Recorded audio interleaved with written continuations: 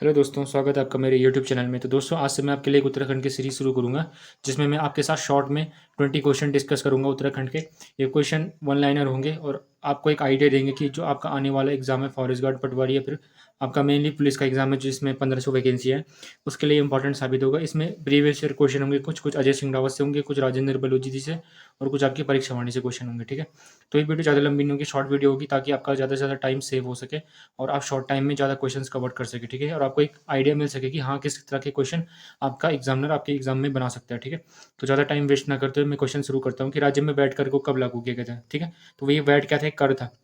इसको कब लागू किया गया था? 1 अप्रैल 2005 को राज्य में वैट कर को लागू किया गया था। ठीक है, हमारे राज्य में जीएसटी भी लागू होता है। ठीक है, तो जीएसटी कब लागू होता है? 1 जुलाई 2017 को। ठीक है, 1 जुलाई 2017 को हमारे राज्य में जीएसटी भी लागू होता है। अगले क्वेश्चन पे चलते हैं। गढ़वाल विश्वविद्यालय को केंद्रीय विश्वविद्यालय का दर्जा कब मिला? तो ठीक है, तो गढ़वाल विश्वविद्यालय को केंद्रीय विश्वविद्यालय का दर्जा मिला आपके कब? 2009 15 जनवरी को। और ये क्वेश्चन बाई डेट हमारे एग्जाम में बन चुका है, प्रीवियस ईयर एग्जाम में बन चुका है, तो इसलिए आपको ये याद रखना है। 1973 में किसके? आपकी गढ़वाल विश्वविद्यालय की स्थापना होती है। इसके साथ कुमाऊं की भी 1973 में होती है। ठीक है, राज्य में कत्था उद्योग कहाँ मौजूद है? तो हमारे राज्य में कत्था उद्योग हमारे हल्द्वानी में मौजूद है। ठीक है, हल्द्वानी कहाँ है? नैनीताल में। उत्तराखंड प्राविधिक एवं परीक्षा परिषद राज्य में कहाँ है? तो उत्तराखंड प्राविधिक एवं परीक्षा परिषद राज्य में कहाँ है? आपका हरिद्वार के रुड़की में स्थित है। कौन सा? उत्तराखंड प्राविधिक एवं परीक्षा परिषद। ठीक है, राज्य में राष्ट्रीय राष्ट्रीय खाद्य सुरक्षा कानून कब लागू किया गया?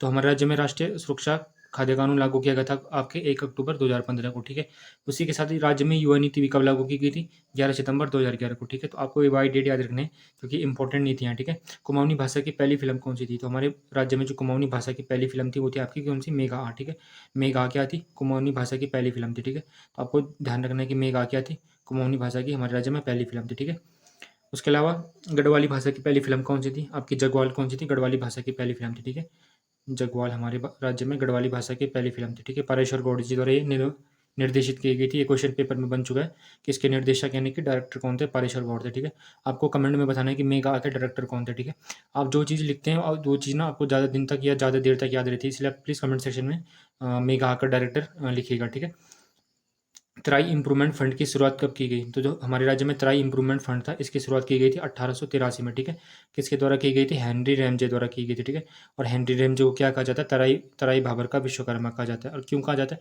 क्योंकि उस टाइम पे जो आपको पता होगा कि तराई पहले क्या था, यहाँ बहुत ज़्यादा मलेरिया होता था। किस कारण? क्योंकि यहाँ पानी का जमा हो जाता था, इसलिए क्या करता है हेनरी रैमजे यहाँ बहुत सारे नहरों का निर्माण कराता है, इसलिए इसको क्या कहा जाता है? तराई भाबर का विश्वकर्मा कहा जाता है। किसको? हेनरी रैमजे को। और तराई इम्प्रूवमेंट फंड की स्थापना कब करता है? 1883 में करता है। इसको बुक में 1880 दिया गया है, बट 1883 ज़्यादा सही है। ठीक है, 1968 में पर्वतीय कला केंद्र की स्थापना दिल्ली में कौन करता है? तो आपका मोहन चंद्र उप्रेती जी क्या करते हैं? दिल्ली में पर्वतीय कला केंद्र की स्थापना करते हैं। ठीक है, सीधे इस क्वेश्चन का याद रखिएगा। द सॉन्ग्स ऑफ दादू किसकी रचना है?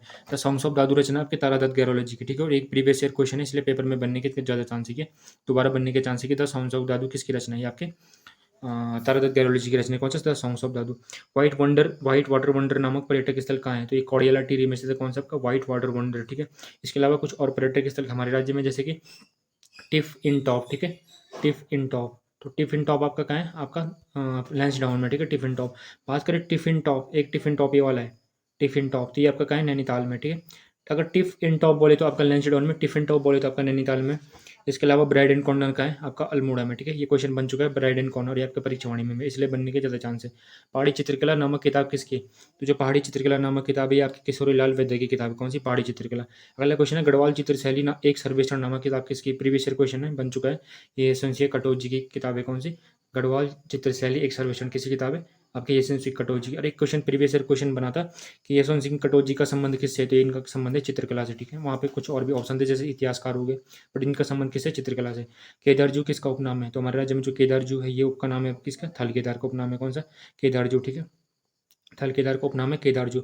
और माना जाता है कि केदार जो थल केदार में जो केदारजू है, यहाँ मतलब स्नान करने से हरिद्वार के बराबर पुण्य मिलता है। ठीक है, हरिद्वार के जितना पुण्य हर की पैड़ी में नहाने से मिलता है, उतना ही महत्व किसका? थल केदार का भी है। ठीक है, जितना महत्व हरिद्वार का है।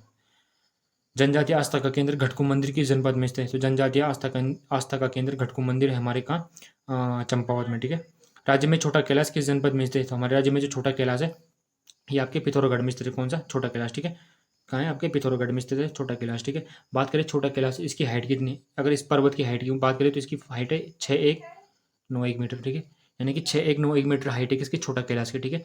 और आपको पता है बड़ा कैलाश कहाँ है आपके, ये है तिब्बत में बड़ा कैलाश, छोटा कैलाश कहाँ है, पिथौरागढ़ में। इसके निकट एक ताल है, कौन सा, पार्वती ताल। इंपॉर्टेंट क्वेश्चन है, पार्वती ताल का है आपके छोटा कैलाश यानी कि पिथौरागढ़ में स्थित है, कौन सा, पार्वती ताल, पार्वती ताल।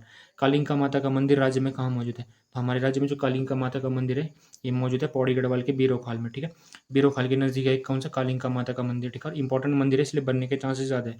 ओम पर्वत की ऊंचाई कितनी है, ठीक है, तो यही ओम प्रभात आदि कैलाश, इसकी ऊंचाई 619 मीटर, ठीक है, मैंने ऊपर बता दिया आपको। उसके अलावा राज्य में राजस्व पुलिस व्यवस्था कब शुरू की गई थी, तो हमारे राज्य में जो राजस्व पुलिस व्यवस्था है 1874 में शुरू की गई थी। और ये क्वेश्चन बहुत बार रिपीट हो चुका है, 2-3 बार रिपीट हो चुका है, इसलिए इसके बनने के चांसेस अभी भी ज़्यादा है, ठीक है। कौन करता है, हेनरी रमजे का कार्यकाल लेता है 1874 में, ठीक है। बात करें राज्य में पटवारी के पदों का सृजन कौन करता है, आपका ट्रेल करता है, कब करता है, 1819 में करता है, ठीक है, ट्रेल करता है। राज्य में 80 सीटों की संख्या कितनी है, तो हमारे राज्य में 80 के लिए आरक्षित सीटों की संख्या कितनी है, 13 है, ठीक है। टोटल सीटों की बात करें तो कितनी, हमारे राज्य में 70 सीट है, जिसमें से 13 SC के लिए आरक्षित हैं और 2 किसके लिए आरक्षित हैं, आपके ST के यानी कि जनजाति के लिए आरक्षित है, जिसमें से एक नानकमता यानी कि उधम सिंह नगर में नानकमता, और एक सीट आपकी कहाँ है, चक्रोता, ठीक है। चक्रोता नानकमता आपकी क्या है, आरक्षित सीट है, किसके लिए, ST के लिए। तो हाँ उसको आपको वीडियो पसंद आई, अगर वीडियो में कुछ भी अच्छा कुछ भी बुरा लगता हो तो प्लीज़ कमेंट सेक्शन में कमेंट कीजिएगा, और जो क्वेश्चन मैंने आपको पूछे हूँ प्लीज़ कमेंट सेक्शन में मुझे उनका आंसर दीजिएगा। अगली वीडियो में जल्दी मिलेंगे, थैंक यू फॉर वॉचिंग।